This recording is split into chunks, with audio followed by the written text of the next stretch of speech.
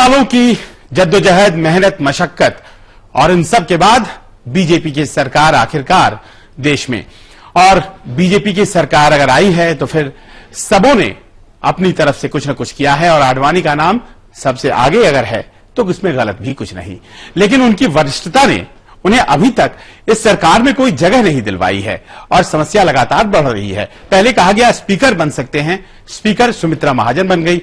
अब खबर यह आई है कि जो संसद में आडवाणी जी का कमरा था उस पर से उनकी नेम प्लेट हटा दी गई है और अभी तक उन्हें कोई दूसरा कमरा भी नहीं दिया गया है।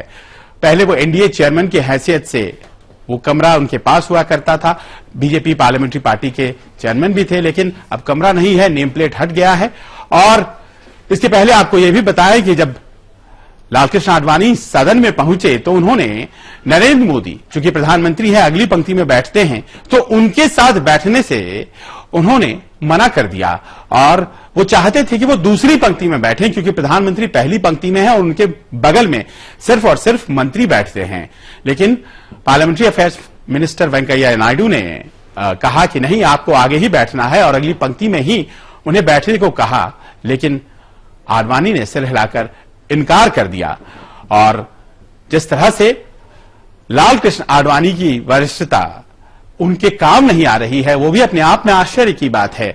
और लालकृष्ण आडवाणी आखिरकार उन्हें कौन सा पद दिया जाएगा? जोशी जी के बारे में खबरें आ रही हैं कि उन्हें मंत्री पद से नवाजा जा सकता है जून के आखिर में जो कैबिनेट रिशफल होने जा रहा है, लेकिन बात अभी तक आडवाणी जी की नहीं हो रही है। स्पीकर सुमित्रा महाजन बन गई हैं, तो फिर आडवाणी जी के लिए आखिर कौन सा पद है, कौन सा संवैधानिक पद है, अभी तक तय नहीं हो पाया है। चलिए, ये बात बीजेपी की, अब बात कांग्रेस की भी करनी है, और कांग्रेस की इसलिए क्योंकि कांग्रेस में जो नई समस्या आई है वो कांग्रेस प्रवक्ता के द्वारा नरेंद्र मोदी की तारीफ करने से आई है। शशि थरूर प्रवक्ता भी है, कांग्रेस सांसद हैं, तिरुवनंतपुरम से जीते हैं, विवादों में भी रहते हैं अपने बयानों की वजह से भी और दूसरी वजहों से भी। उन्होंने कल जब प्रेस कॉन्फ्रेंस किया तो उस वक्त उन्होंने कह दिया कि मोदी का ये दूसरा संस्करण सामने है और फिलहाल वो जो काम कर रहे हैं वो तारीफ के काबिल है। पहले जिस वजह से हम उन्हें हेट किया करते थे, दरअसल वो सब वजहें अब दिख नहीं रही हैं और फिलहाल जो मोदी हैं वो दूसरे मोदी हैं, मोदी 2.0 उन्होंने कहा, यानी कि मोदी 1 जो कि हेट फिगर थे, मोदी 2.0 जो कि स्वीकार्य हैं। अब इतना कहना था कि पार्टी ने सोचा, मंथन किया और देखिए कि आज क्या कह दिया गया, किस तरह से कह दिया गया।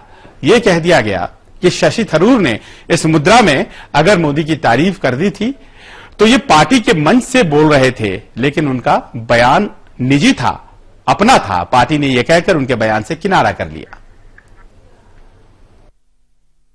The views expressed by Mr. Shashi Tharoor about Mr. Modi and his government are his personal views. I would like to know what has changed.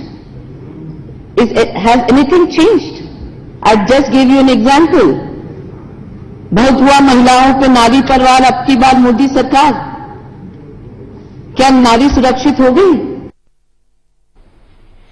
देखिए, एक ही मंच है, एक दिन बैठते हैं उस पर शशि थरूर और वो तारीफ कर देते हैं नरेंद्र मोदी की।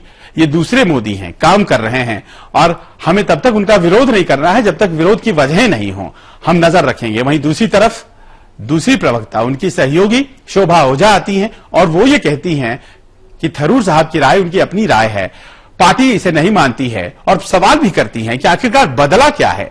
बदला तो कुछ भी नहीं है, महिलाओं पर अत्याचार तो हो ही रहे हैं और बहुत हुआ नारी परवार, अब की बार मोदी सरकार, उसके क्या मायने हैं?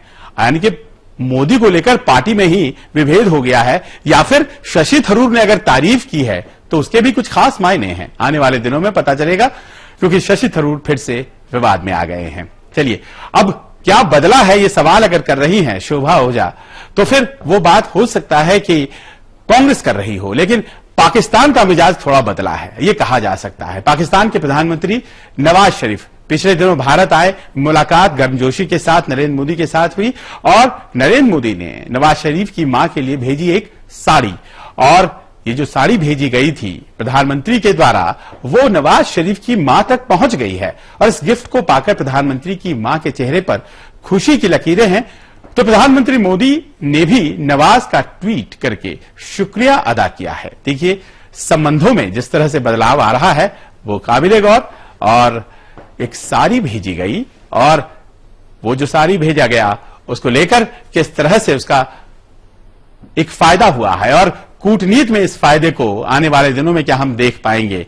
और ये जो सिलसिला है, क्या ये साड़ी और शॉल डिप्लोमेसी कहलाएगा, जिसके जरिए एक दूसरे की मां की तारीफ। क्योंकि आपको याद होगा जब नरेंद्र मोदी से मुलाकात की नवाज शरीफ ने, तो उन्होंने कहा था कि आपकी माता जी आपको खाना खिला रही थी और वो देखकर हम सब बड़े प्रसन्न हुए थे। और देखिए, जवाब में साड़ी भेजी और साड़ी को लेकर प्रफुल्लित नवाज शरीफ की मां। विराम का वक्त हो गया है, लेकिन वो कहानी जो लगातार चल रही है, हर दिन चल रही है, कानून व्यवस्था उत्तर प्रदेश की और दूसरे राज्यों की, उसको लेकर के बहस छिड़ गई है।